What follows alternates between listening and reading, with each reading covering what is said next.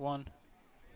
This is NewHampshireTrackandField.com, powered by Runners Alley. We're live, not live because we're broadcasting, but we're going to be replaying that back.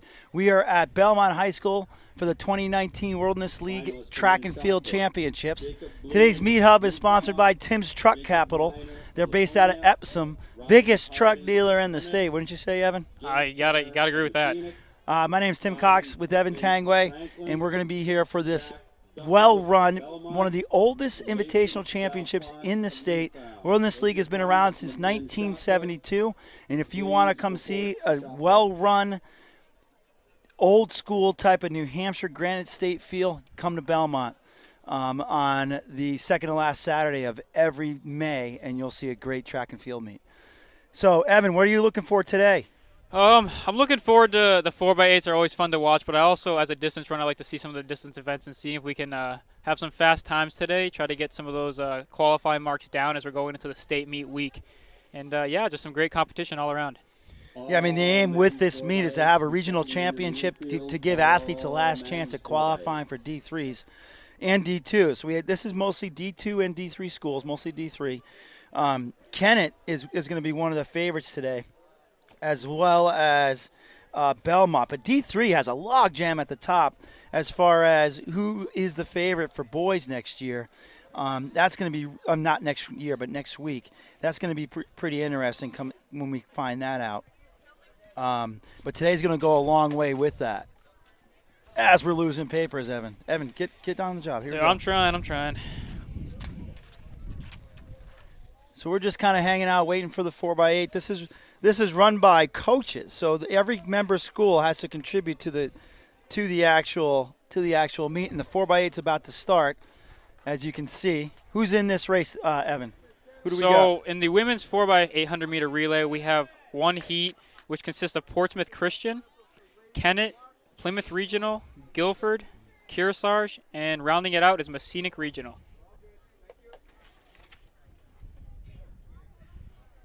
And looking at the entry times, Portsmouth Christian comes in with a 10:17, which is a pretty ways ahead of the second place Kennett. And we are off with the time. We're off on the time? What do you mean? No, we're off with the race, I mean. All right, to the early lead, Portsmouth Christian. Looks like followed by Kearsarge. Meet record for this event is, give me a second, 9:15 and 9:54. Actually, 9:54 is the meet record for this meet. State record is 9:15 by Bishop Girton. And that was set back, gosh, that must have been 2010 or so. We'll give you kind of what kind of pace they're on as we go through.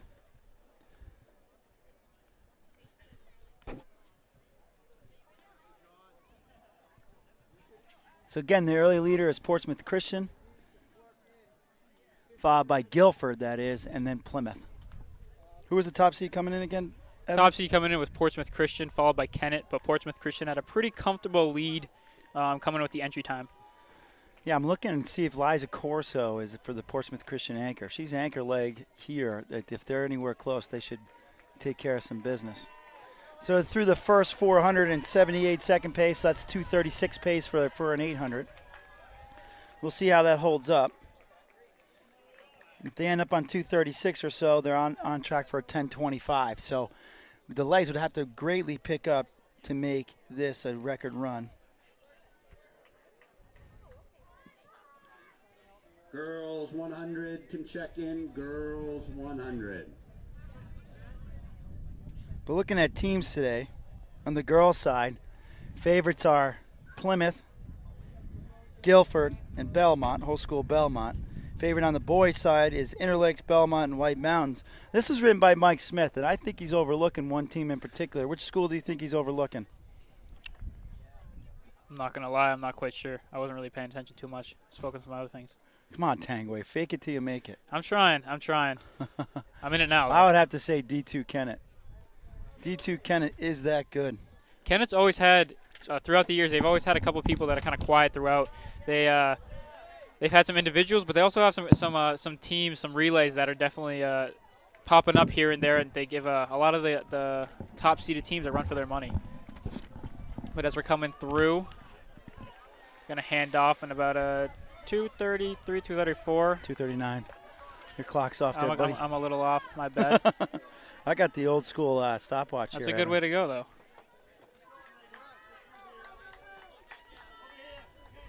So it looks like our timing's a tiny bit off, but we'll give you the true splits as we go through. I forgot to hit the split button on the watch, though, so there you go. We're just warming up into this whole this meet thing. We've done it a couple times, but Well, last night covered the Seacoast Championships, that regional championship for the Seacoast schools, D1, D2, D3 schools. And I'll tell you, Exeter looks pretty good on both sides for D1. Pinkerton's probably going to have something to say about that, but Exeter looks pretty good. Exeter does look really good. But yeah, I mean, like we talked about yesterday, Pinkerton is able to reload every year. It's going to be nice to try to see if Exeter can knock them off and kind of change up the rankings a little bit, but it should be a good race either way. So we're coming into the home stretch here on this lap. Looks like it's still a 3-team race with Portsmouth Christian, Guilford, and Kennett, like we talked about. I think it's Plymouth. Oh, Plymouth, my bad. So we're going to see if those three can kind of stay together. You see Guilford try to make a move and try to get a little bit of gap over the top-seeded Portsmouth Christian. That split for this leg is at 82-83. And a little. I hear a camera going off somewhere. I don't know where that's coming from. Davio, Davio, you taking pictures? I am. Davio DeLuca is back. And he was with us yesterday for a little guest bit towards the end of the commentating. meet. But yeah, our guest commentator is Davio DeLuca again. Young, aspiring photographer. You can see his work on the New Hampshire Track and Field and NewHampshireCrossCountry.com Smug Mug pages. Beautiful pictures. I know Follow me on Instagram. follow him on Instagram. But, you really on Instagram? Yeah. We should find. We should link that up. Yeah, we should. Do you know how to do that, Evan? Us old guys don't know how to do that. Yeah, we can figure it Put it on out. the screen. Yeah, I'll make an overlay for that. So we're getting ready for the Third coming leg. around on the third leg. We'll give you a split, at least a halfway split, to kind of give a prediction. I would imagine that the second half of a 4x8 would be a little faster, given the anchor legs are usually their best legs. Portsmouth Christian's kind of opening it up. Has a bit of a gap over Guilford.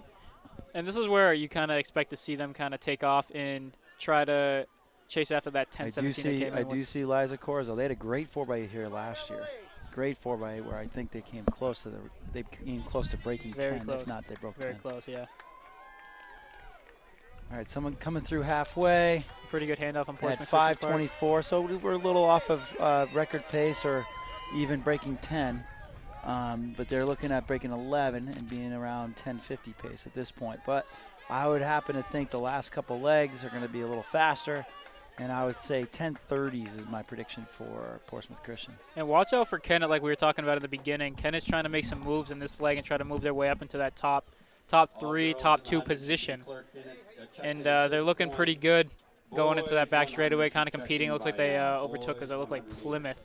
But we still see Portsmouth Christian with a pretty comfortable lead or so, 25 meters give or take, in that first spot.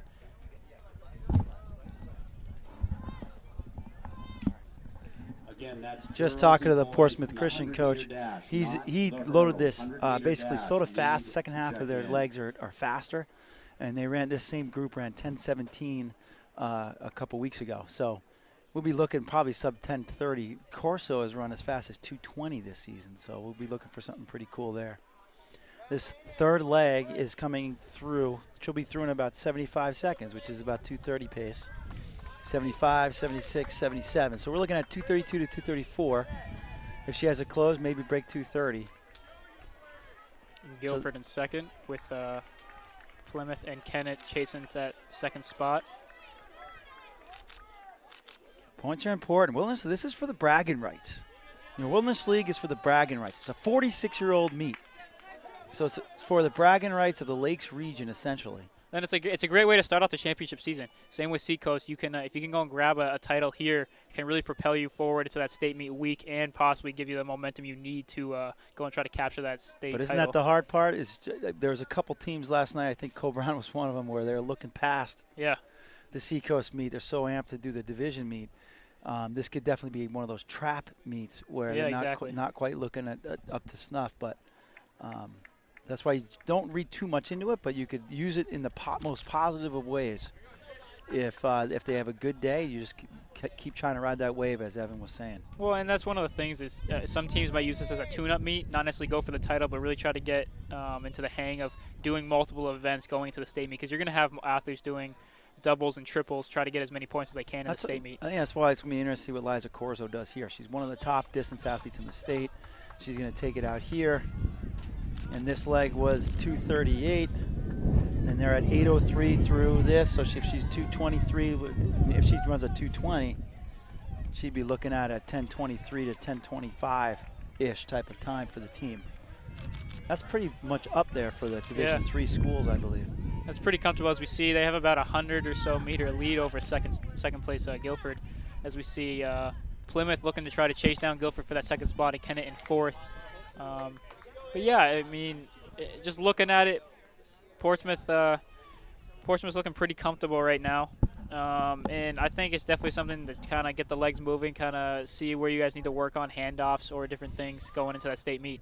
But they look really good right now. And you got to be a little careful, too. You don't want to do too much this week. I just talked to the coach again, and Liza's going to do the 3,200. Yep. After the 4x8, which is kind of That a makes light day sense. for her. Yeah. She's running probably close to 11:15, I think, at this time this season. And I'll be interested to see what Maya Doobie ends up doing. I think she's just in the 1,600, which would also tell me she's in maybe for a big day next week. And that's the thing. Try to save the legs here. Some teams that might be competing that need those points. I don't think Liza's saving the legs right now. She went through in 70, so she's right on 220 pace. So she's going for it, but some of the other teams, some teams might try to see how their athletes can compete in multiple events, whereas Portsmouth Christian and some of these other teams might also try to save their legs for next week. It depends on what your team's looking for. I don't think Liza Corso knows any other way but to go hard. As you're seeing right now, she's really trying to send it, lengthening that lead over 100 meters right now. All check-ins for the events, all clerking for the events is behind the timing 10. The 4x8 boys should be pretty good too. Messinic Regional's looking to drop a time. And that's a lot closer of a race based on seed times. Yep. But we'll get into that once this race concludes. Behind the timing 10. So let's see here. For those athletes warming up on hurdles, realize. Let's see how much of a push Corso puts into this last little bit here. Such an efficient runner. Very efficient. I think she's destined for longer distances in college. I agree. I could definitely see her being that 6K specialist, if not longer. Just strong, and the speed doesn't hurt at all.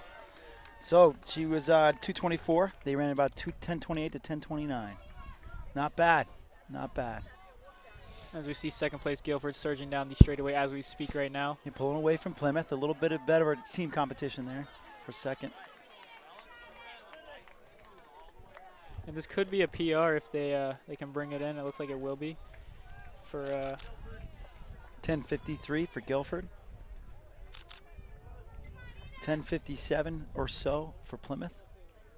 And here comes Kearsarge. Doobie did not run this. Yeah, if Miles only running the 1,600, we might be in for a show. Very, very possible if she's saving her legs for that. I mean, it's a brand new track. Belmont's kind of had to pay their dues at the track that they laid a couple years ago. That's 11:18 for Kearsarge. Kind of bubbled up on them, and they had to redo the whole thing.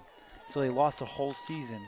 They had to spend a whole season without a real track. 11:27 for Kennett. And that's something you just got to kind of deal with. You can't do much about that. It's not something you can change in the moment. So to be able to see them kind of push through that and now put on a great meet is something that they should be proud of. Well, they're always going to put on a great meet. They're run by John Gogol, Scott Clark, the coaches of the D3 world. They don't like to mess around. They basically own farms and have other lives, so they have to get the heck out of here to go do those other lives. Scott Clark promised we'd be out of here by 1:15. Last year, he didn't fulfill his promise, so we'll see how he does this year. What do you think? Over, nice. Under? What do you think? 130. 130? That's going to be my pick. Davio, what do you got? Go over. Over? Yeah. All right, I'm going to stick by my buddy Scott. I'm going to go with the 115 just to be the Devils. 115 is a big promise. It's a big promise. I know. This is Messinic, Toria Smith doing the anchor leg. About 12-17, 12-18. All right, here we go on the boys. We got Messinic Regional, Winnisquam, Kennett, Berlin, Kearsarge, Belmont. I don't think Zach Ennis is going to be running this. Bishop Brady and Plymouth Regional. Who are the top seeds for this one? Messinic Regional, I would say. Yep, Messinic Regional. What's the seed difference? Winnisquam's kind of building a nice little program there, by the way.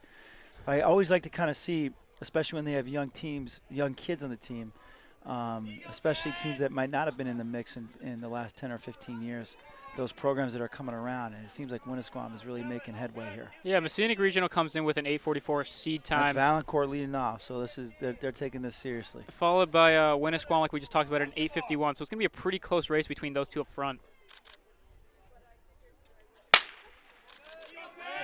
And after that, Kennett 9:12, followed by Prospect Mountain, Berlin, Kearsarge, Belmont, Bishop Brady, and Plymouth Regional.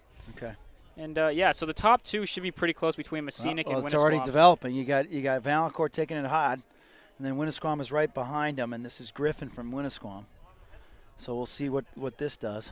And then the chase pack is going to be between Kennett, Prospect Mountain, and Berlin, They're possibly throwing Kearsarge in there. They went through the 200 around 30 seconds, so that's great. We're going to see a great opening leg here. If Winnisquam can keep it close, maybe. Messinic has that tradition. Messinic just looks strong. Messinic just has a nice squad right now. They've been mutters this whole season because they don't have a real track. They have a dirt track, which they're very proud of. And so whenever they get out here, they just seem to go faster. They've had resistance training the whole spring. They're looking really good right now with It's Landon Valancourt. He's one of the super softs of the state. He's through in 60-61. Winnisquam through in 62, keeping it tight. They're still within striking distance. But I think Coach Smith put Valancourt on the front to give him a little bit of a lead. And that's one of those things is depending on who you are, having a lead is nice. It kind of takes the pressure off you. But also being in a second position at Winnisquam could benefit them because they have someone to chase. So we'll see if Messinic's whole strategy of going out hard is gonna benefit them, or if it's gonna take away from them in the end. Correct. I mean, I would have to think that Valancourt's 800 must be between 2 flat and 204. He's got to be right in there. The way he went out strong. Through the 600 about 132. So he hasn't lost much here. He's still looking pretty good right now. The wind's kind of picking up a little bit, but it's kind of a crosswind. It's in their face in the home stretch, but it's a bit of a crosswind. But it's kind of here and there. It kind of dissipates a little bit, so it's dying down a little bit. Traffy with the second leg. Messinic with Winnisquam, but Winnisquam is definitely surging right now. They're not messing around here. Take him out. That was not a great handoff. Not the greatest handoff for Messinic. 205 for Valancourt, 206 for Winnisquam. That must have been Griffin. I think this is one of the men. Both with the last name Mann. That's at least what it says in our notes as far as the order for today. Kearsarge third. They came through in 218. Kennett fifth. Brady sixth. Traffy's out fast. He's already extended the lead even after that kind of slow handoff. Smith, you got to work on your handoffs here a little bit. And we didn't see the greatest handoffs on any of those teams. They pretty much all came to a pretty close dead stop. But granted, this is a 4x8, so you have a little bit more leeway with that. They'll definitely be working on that for the state championships. I really would hope so. Every second counts. Let's see what Traffy's going out in the first 400. So it looks like Messinic is still leading it currently, but Winnisquam's not going away. Behind. They're not going away. Traffy's through in 61. I believe he's a freshman. So if he's on pace for a 202, we're going to see what this happens. I don't think he's a 202. I don't think he is either. I could see a mid-twos, but I like how he goes out hard. I like it too. I love that. Because if you go out a little bit harder, that also drains your opponent if they're going to try to go out a little bit even harder than you are to try to catch up. So we're going to see if Winnisquam can hold it together and keep that gap a little closer, even if not, even close it a little bit more. But Winnisquam's closing a bit. We're going to see if he can hold that, especially with 200 meters to go.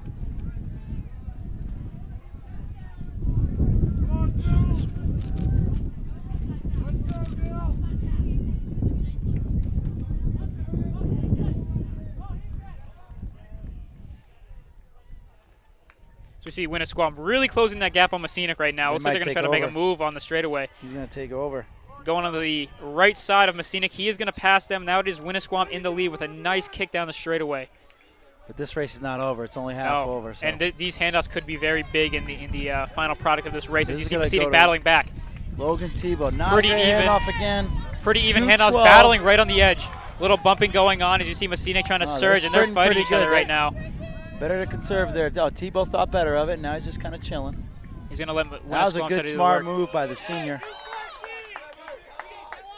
So that was a 2:12. Meet record for the 4x8 here is 8:13 by Prospect Mountain. And I'm not quite sure if we're going to see anything like that today based off the seed times, but we could still see some pretty fast times, just not some PRs from these teams. I don't really care. This is going to be a great race. Yeah, I'm 4x8 could create great This handoff racing. right here was great. I love the little bumping. I love the little edge that they have, and I think it's going to really carry into this final leg, and hopefully that'll make for a dramatic finish. Give a kind of idea what pace they're on. And about 8:35 pace through halfway. And that would be a PR of about 9 or so seconds if they can hold that up. So it looks like Winnisquam is starting to struggle a little bit, maybe from going out a little bit too hard, but Messinic is right on them. 63-64. I'm going to expect Tebow to kind of take control here on the backstretch. I could see with about 150 to go trying to make a move and get to that straightaway. He's a pretty tenacious racer. He's a miler, too. He is. And if you can see a move coming off the turn right now. If he can get to that turn and he can get to that final straightaway, he's gone. I want Winnisquam to keep it close because this is a great race right now. They're doing great. This is just great New Hampshire track and field right here. A good move in the backstretch, though. Tebow dropped it hard. And getting to that back corner going into turn 3, if you can get to that turn, guess what? It gives you a little leeway. Man's not going away. He's not going away. He's keeping it right about 10 meters. That was a strong move. He's doing great trying to cover this move. And we could see even a bigger move from him coming out to the final straightaway, really trying to close that gap. And you see he is trying to fire those arms a little bit more. As you can see, Messinic getting a little bit tired. Winnisquam's coming right back down the straightaway. Back on him. Yep, this is a great 4x8. This is a great going to the final. It's going to be a great race coming through. These teams are going after Let's see how these handoffs are. This is going to really make or break this race right here. Take him out. Take him out, guys. Best handoff so far. Winnisquam had a lot better handoff than Messinic in that one. As you can see, the gap closed a little bit more. That was a 2:08. I believe that's Dakota Samara on the anchor for Messinic. And this looks like the beginning of the race. This is Robert from Winnisquam. This is going to be a heck of a race here. Taking it out fast like they did in the first leg. Looking really great, both of them right now. We're going to see what happens in this going into the first of 2 laps of these two.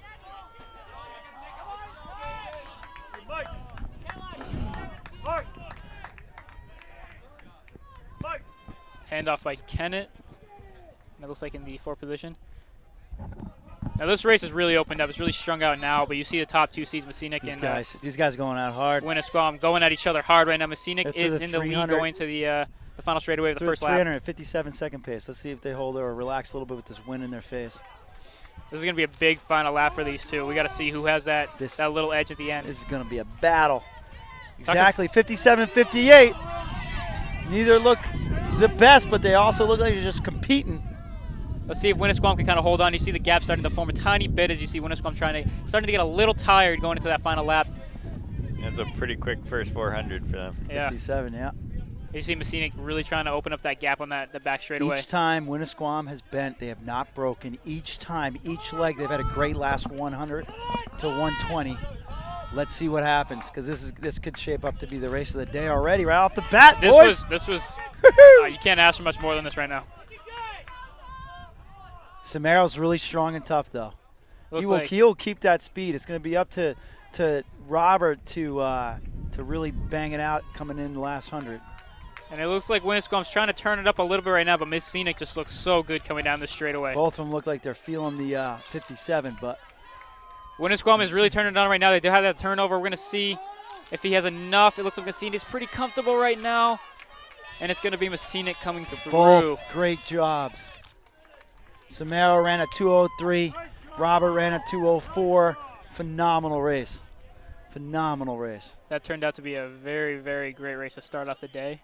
And let's hope that we can see some more of that throughout the rest of the afternoon. Please move the hurdles from the track. Those hurdles need to be removed from the track. All right. Tremendous race. That was an 8:30 winning time. That's legit. Kearsarge finishing about 9:05. Please remove There's the about hurdles 4 or from the 5 track. teams, Next really up 4 on the schools that track have a shot is to win the boys the D3 next men's week. 100 meters. Men's 100 meters. And it's always exciting having a good amount of teams being able to compete for the title. It adds some drama to it, and as a viewer and as a fan, it makes it a little bit more exciting. See Kennett coming in. 9:33, 9:34, 9:35 for those 3 teams. We got some sprint trials coming up, Evan. I think I have to go get our expert in the sprints to take over. Sounds good to me. Yeah. Is that not Evan? I try to sprint here and there, you know. Evan got, by the end of high school, I think Evan broke 2:20 in the 800. Yeah, it was an achievement for me. Probably one of the greatest achievements 9:58, of my life. 9:59. What was your best 800? That was pretty fast, actually, by the end of the day. So wasn't I it? never really did an open 8, but by my relay split was a 158, 159. So yeah, I mean, I was pretty happy with it, but then again, I've never done an open On his 8. toes the whole way sprinting. Yeah, honestly, start to finish, I never let up. A lot of pain after, probably more pain than it would be if I was in a distance event. But yeah, good relay. It was actually last year. We were outdoor states, outdoor meet champions. But yeah, so it looks like we're gonna get into some sprint trials. We're gonna have the looks like we're gonna have some 100-meter dashes.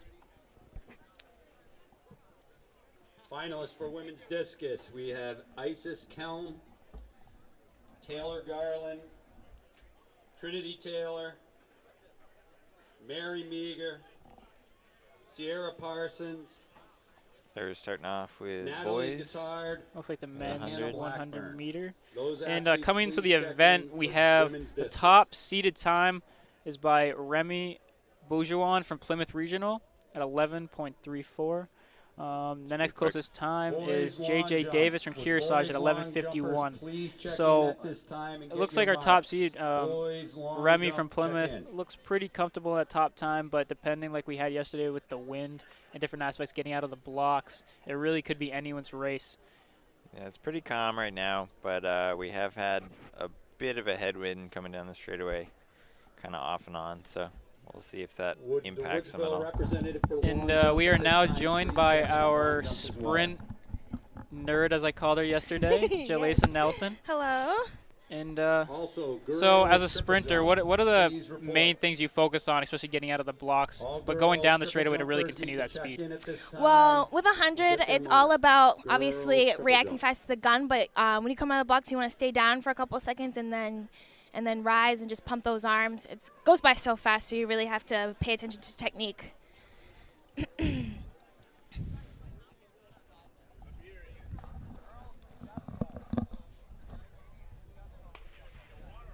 And we are off with the first heat. Looks like we got a good amount of Plymouth runners in there. Yeah. Like Plymouth we takes talked that about, one. Remy from Plymouth Regional looking pretty good in there.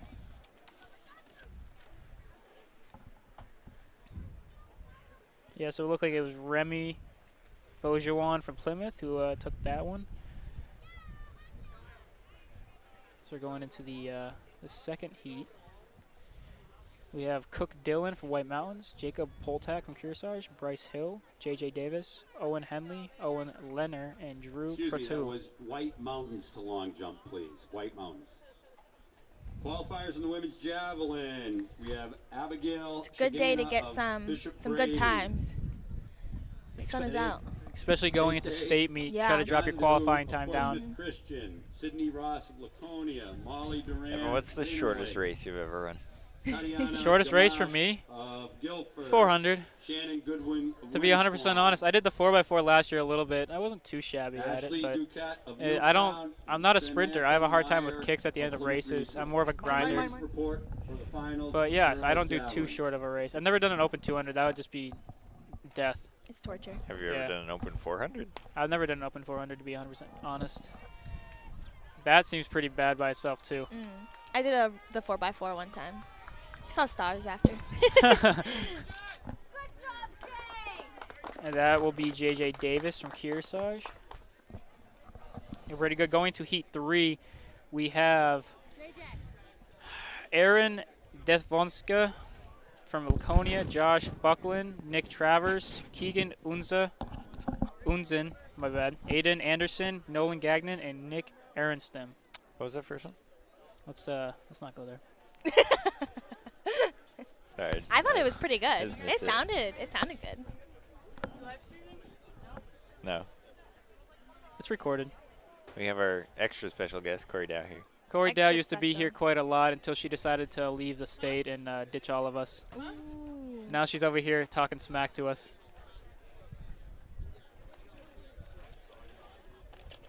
Girls. I guess I could do girls. I would like to point out that I beat Corey Dow's time by 3 minutes from the back Monadnock 10 mile. And that was one race, right? What? That was one race. Did you get her time? I got her in 2 races. Really, what was the other one? Rock and Race, Concord, What was it? 5K. Attaboy. I only got her by 2 seconds in that one, so I wasn't going to mention it. But Davio's on his way back. Davio's a phenomenal runner in high school. Decided to kind of give it up for some other life passions, and now he's that makes me sound bad. no, he's a great kid. He just decided to go in to take some photos for New Hampshire Track and Field, and he's on the road to recovery. The road to recovery. Yeah. There we go. But we've been supporting him every way. New Hampshire Track and Field, New Hampshire Cross Country, Runners Alley. We're all there for him, and really trying to get him back to his prime. My former glory.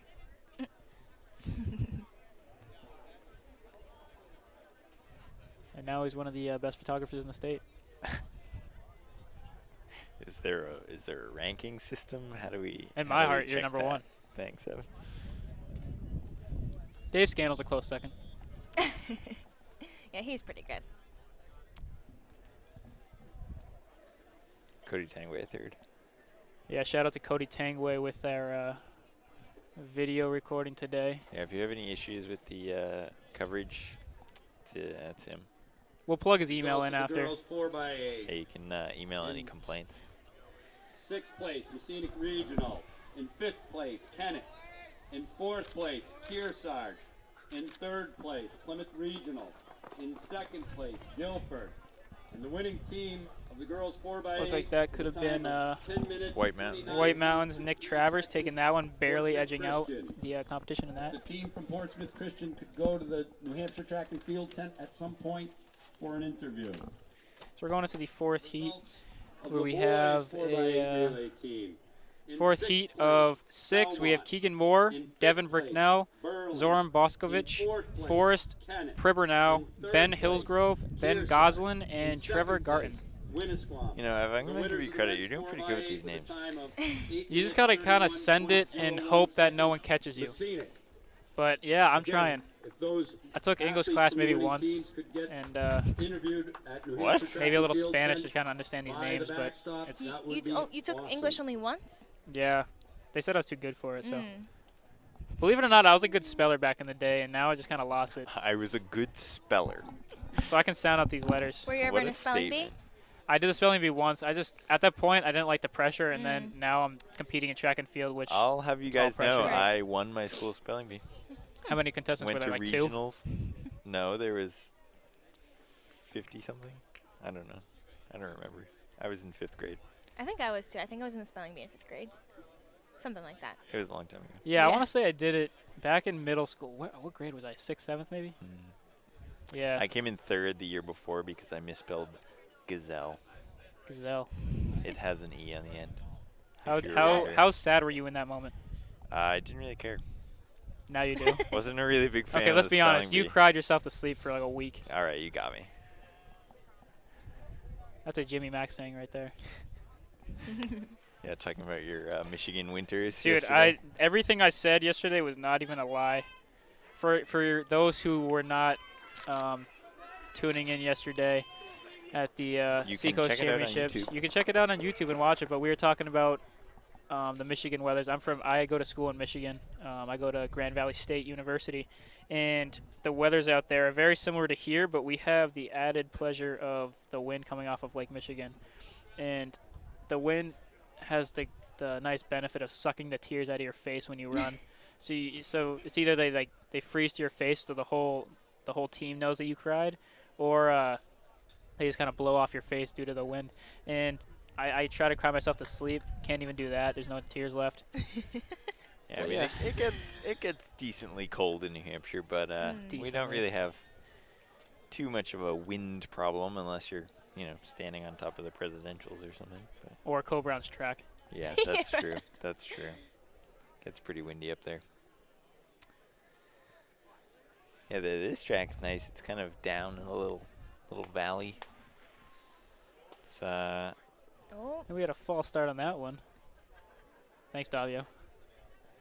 But yeah, so that's the 5th heat of 6. This one has Alex Cheek, Brandon Rubichad, Tristan Smith, Samuel Tuck, William Golden, Cooper French, and Justin Schokel. I think it's pronounced Took. Tuck. I made that up. I don't know. You could be right, though. I know, like, my name looks like Tanguay, but it's actually Tangway. So whenever I make profiles on social media, I usually just do Tang and then Way. Just kind of make it so people really know how to pronounce my name. But, Yeah, we got some interesting Kazakh pronunciations yesterday. oh yeah, I heard some of those. That was good.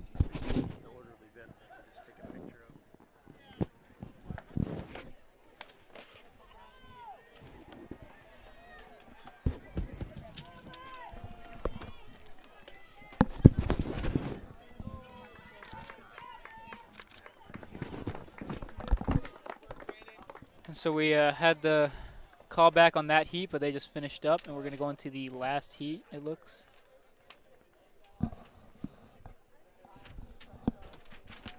A lot of sprints today. We're going into the final heat, so 6 of 6. This one has 8 contenders. It has Hayden Parent, Skylar Bomber, Eddie Mann, Max Noble, Mikhail Merrill, Ariel Ocanedo, Leighton Morrison, and Victor Morales. This is probably one of the best days we've had all year for sprinting. Absolutely. It's nice and warm out. It's probably one of the best days we had all year, period. Right. But, I mean, if you're a distance runner, you don't mind too much if it's, 40s and cloudy. But 40s, 50s with some sun isn't too bad. But if you can get some clouds in there, really kind of cover that sun up, it makes it a little bit more comfortable. You don't right, sweat but as for much. these sprinters, This is perfect. This warmth is really nice. As a sprinter myself, no, I'm kidding. Yeah. But It could definitely be a little warmer. just a tiny bit If warmer. it was me, I'd want it to be like 80. But Yeah, it allows your Get muscles those- to kind of relax. Get those Yeah. muscles nice and warm.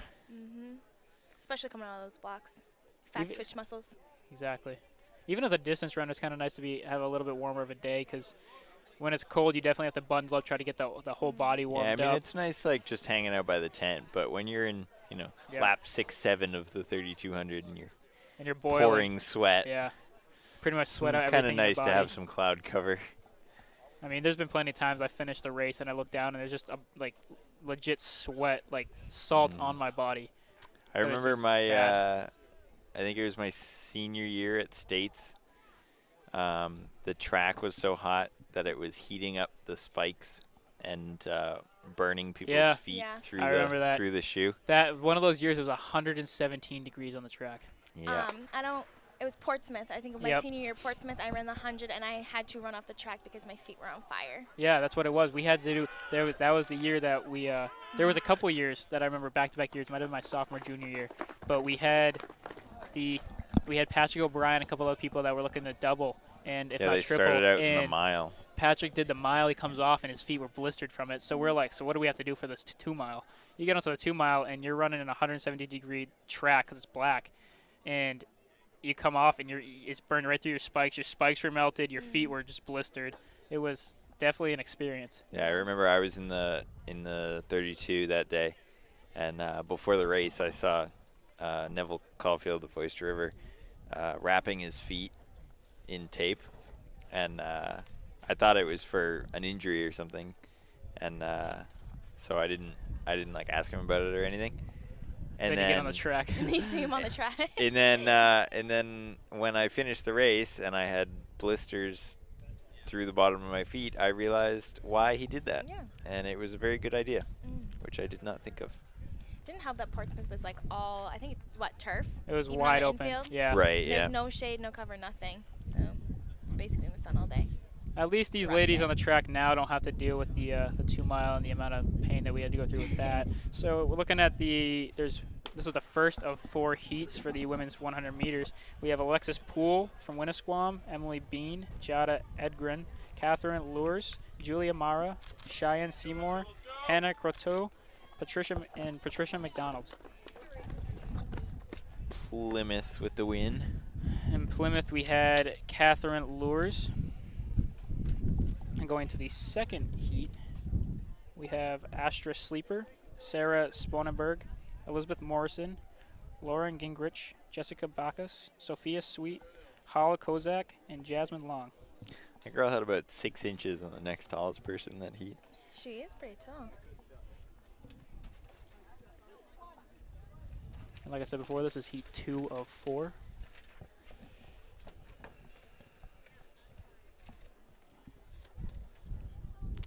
We got hurdle trials after this. I believe so.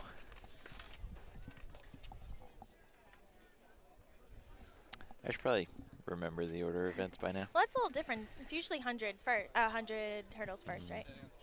I want to say, yeah, I think it is Usually. hurdles, yeah. Yeah. But It's only been like, 9 years of track.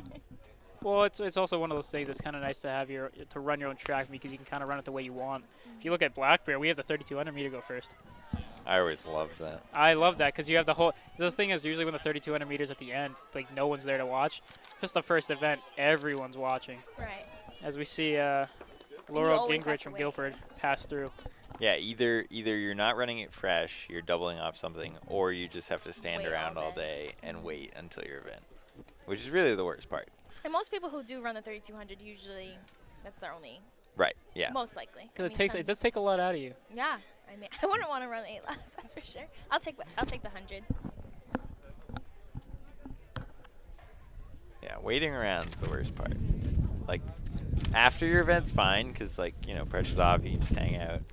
Before your event, you got to focus on eating, drinking, making sure you're not, walking around too much, being in the sun. Yeah, we've got. And you're thinking about your race the whole time. There's a lot to think about if you're running at the end of the day. Beginning of the day, you have a little bit more freedom to kind of be out in the sun a tiny bit more because you're racing early. But so this is the third heat of 4 with Riley Duquette, Delaney Ross, Amy Combs, Kara Finalists in the Smoker, men's 100. Skylar Totkus, Remy Beaujean, Lexi Stonis, Plymouth Regional, Alexis JJ Tuttle, Davis, and Gracie Kearsarge. Bover. I don't Nick think you should Travers assume of that White she's a Mountain. smoker. Samuel I was going to say she's going to smoke everyone down the lane. Ooh, that's We're good. about to see. Michael they're getting down into their Merrill of blocks. Interlakes, Cale Swanson of Plymouth Regional, and Forrest Tripper now of White Mountain. Those are your finalists in the men's 100.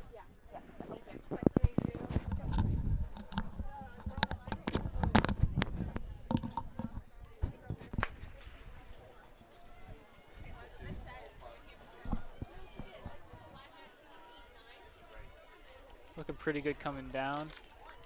Looks like we have Delaney Ross and Laconia took that one by a little bit. Lexi Stonis of Plymouth dueling at the end. But yes, like we said, Delaney Ross took that one by a lean. How's the wind? The wind's not too Not too bad. bad. We have the flag behind us. It's kind of telling us it's there, but it's not too bad. It's not really gonna It's affect going to anything. kind of It's like a crosswind. type. diagonal. Yeah, so no headwind really, no tailwind, kind of. Yeah. You get a It's little bit cross. coming at you, but it's more across the track than it is going Yeah, down. it starts so about the start finish line, goes to the opposite corner, but it's really not that bad.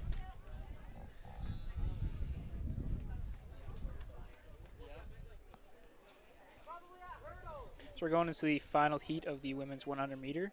We have Sumaj Billen, Olivia Parker, Aliana Marietta, Brianna Frazier, Gabrielle Day, Lizzie Wilbur, Olivia McKenzie, and Haley Patridge.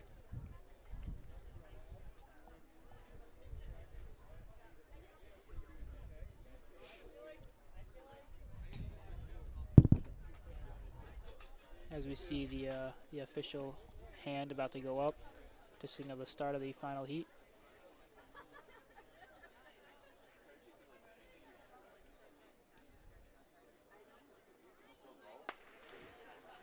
They're off. I always wanted to be a starter. I think it'd be fun.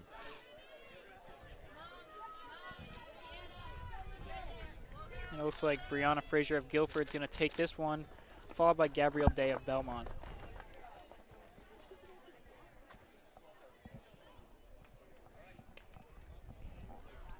All right, setting up the hurdles. So now we're going to get into the hurdles. And it looks like it's going to be the men's first.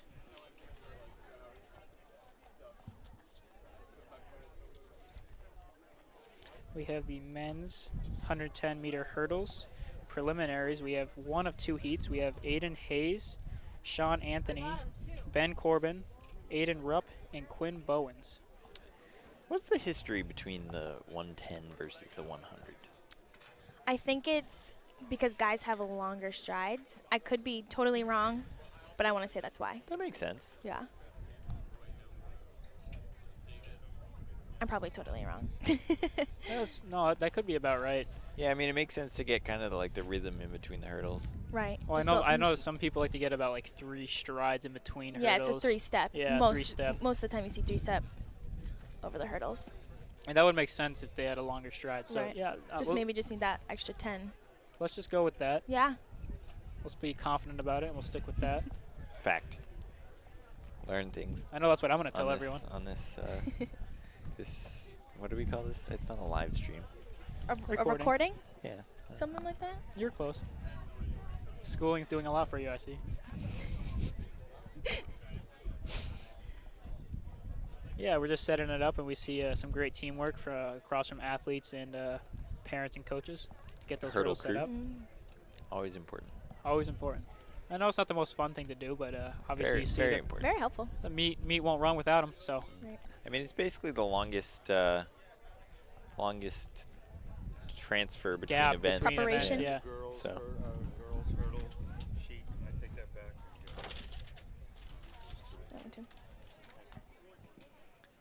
Looks like we're almost set up. All boys long jumpers should have already checked in. That event is about to begin. All long jumpers need to check in. And while we wait, we have some other events going on. We have some high jump going on. We have some long jumps. The boys were just called for that. A lot of things going on. It looks like we have some pole vault over in the distance, down by the end of the track where the sprinters are and the hurdles are set up. I can't tell. They don't have a sign up for the high jump, but it looks like they're getting up pretty high. It looks pretty high. It's definitely taller than me. It looks. And Yeah. I'm 5'5", just so we can reference that. Yeah, I mean, it's not. That's not super high. To be taller than you, Evan. But no, I mean, it looks to be getting close to Is he 6 going over feet. there? Oh, I thought he was going to go see if he was taller. Yeah, Evan just ran away from the broadcast booth. I'm talking to his brother. So cute. I wish we had like a second camera angle. We could just point out things that we Let me see. see. And he's back. Did you guys ever try hurdles in like a fun senior meet? I did Brown the that. 300 hurdles You did? for my senior event. Yes. Honestly, one of the hardest races I've ever done. Yeah, I bet. It was tough. I would say the 800 kind of squeaks it out, but 300 hurdles pretty rough. I was never allowed to try anything fun. Yeah, I don't think they trusted me going over hurdles. Probably would have hurt myself. I tried hurdles a couple times. We were talking about clipper relays because we know we had some of that like, Steeplechase. steeplechase yeah, stuff. Yeah. So I know we were practicing to try to see who could do it, but the thing is, when it comes to guys' height hurdles, it's pretty much 3/4 of my body. So I could do if I could compete on the girls' hurdles, it's easy money. But when it comes to the guys' stuff, I pretty much have to crawl over it. And as we've said before, you don't really have the sprinter type. No, I'm not very graceful over those hurdles, I'll tell you that. But these guys are coming down. Hey, it's not often you see distance runners that are also good at hurdling. Right. Very true. And this looks to be Kearsarge. Kearsarge. That was easy money for him. It looks like it was Ben Corbin.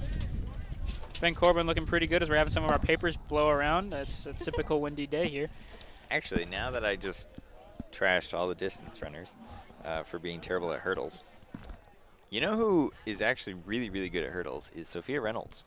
Really? She ran the steeplechase at Clippers and looked super comfortable doing it.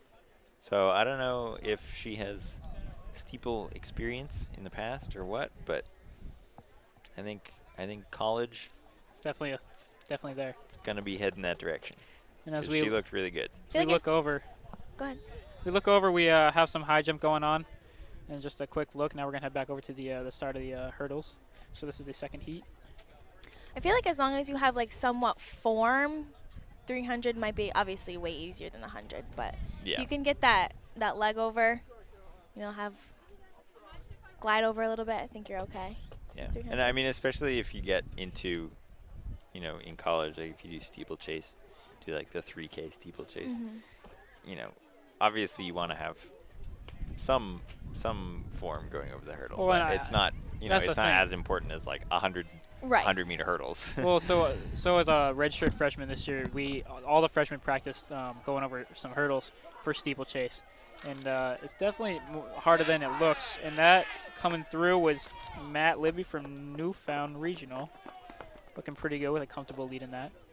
But yeah, I mean, we would at the end of our runs, we'd go for our aerobic runs, 10, 11 miles, and we come back. And the last 2 to 3 miles, we would do 5-10 minutes of just running over hurdles just to get used to it. And just looking at these guys do this, it's pretty incredible how smooth they make it look. Because I'll tell you, I go over it, my arms are flailing, I come down like it's I look like a bunny rabbit. I also jump about a foot over the hurdle. Yeah, really. I'm not the way I land. If I was in hurdles and I had a hurdle coach, I would get destroyed by my form. The big thing in hurdles is like, trying not to jump up Too high. over Yeah. the hurdle. You're trying to be smooth over it. Right. Right. Pretty much like glide over it. Right.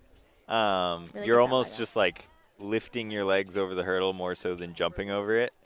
And you see some people, especially distance runners, trying steeplechase for the first time, who just jump straight up in the air and basically stop all of their forward Well, momentum. I know when I do it, I'm just hoping I can make it over the hurdle. Yeah. So if I I mean- can jump over 2 inches, I'm happy. At least in steeplechase, true steeplechase, you have the solid barriers. Yeah, so you that can kinda- you step on it. on Yeah. them. If you don't Right. make it over, you can kind of just like climb up over the hurdle. Well, the scary thing for those who do not know about steeplechase, when you have water barriers within the track, and watching some of those athletes jump over and into the water barrier, the way they land, it's scary. We last year during our summer camp, we had a girl who jumped and hyperextended her knee. And it's just things like that that are just scary when it comes to hurdling and different things. Granted, this type of hurdling, you're not going to get necessarily that, but when you're up higher and you're jumping off of the actual hurdle itself in the steeplechase, it's pretty scary how some of these people land. Yeah, it's track season when you start seeing videos of people tripping over steeplechase barriers and going headfirst into the water pit. Well, it's kind of cool. You're seeing cross country starting to incorporate hay bales or different things, especially at Nike Cross Regional Nationals. Yeah. They have those to kind of incorporate some sort of steeplechase into Yeah, it. not so much the new course, but what was it? Definitely the 4 or 5 years ago. Yeah, they had that They about 4 had- years ago. Yeah, before they switched to the golf course, they had like hay barriers that you would Even jump over. even I think Oyster River has that now. They have Yes. a couple hay bales there. Yep. They kind of incorporate some dramatics into it. We actually had a kid. Did he make what was it? Did he make flow track or something? Yeah, the flip. Yeah, he flipped over it and he landed and kept on running. It was pretty cool.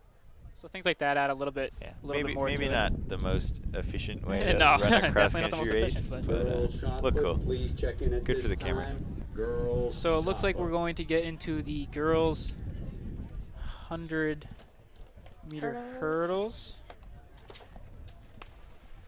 And they're off. And this one we have Hannah Croteau, Olivia Wadendorf, Emma Ramsey, Sarah Huckman, Sana Said, Elijah Marklick, Emily Bean, and Olivia McKenzie. It looks like it's going to be pretty close between Guilford Yeah. and Kingswood. And it looks like Guilford, looks like Emma Ramsey from Guilford might have edged out Sarah Huckman from Kingswood. I think she did. That lean. And that was heat 1 of 2. We're going to go into heat 2 where we have Megan Fife, Gracie Hardy, Sarah Sponenberg, Tama Ronish, Kate Cochran, Gwen Pelchat, Reese Clark, and Autumn Braley.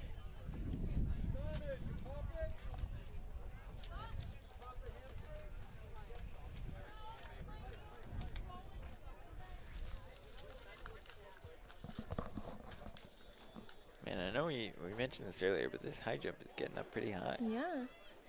Is that Kearsarge looks like? I know there's one kid from Interlakes that went to one of the bigger meets that we went to earlier in the season. He was really good at high jump. I think he won it at one of the D2, D1 meets. So. And these are some of the meets that you might not get a ton of superstars, but you do get occasional kids that come out. What was it last year with Ian Daly? Was he also from Interlakes? Yeah, he was I think Interlakes. he was, yeah. So you have some of these kids that can go and compete with Division 1, Division 2, and it's kind of neat to see, Right. Especially in some of these not as publicized meets. Logan Rhines of White Mountains. So this looks to be Tamer Ronish from White Mountains taking that pretty easily. Evan Menard I know it was after we stopped broadcasting last night, but at Seacoast, the pole vault got up to, I think, 13.7. Yep.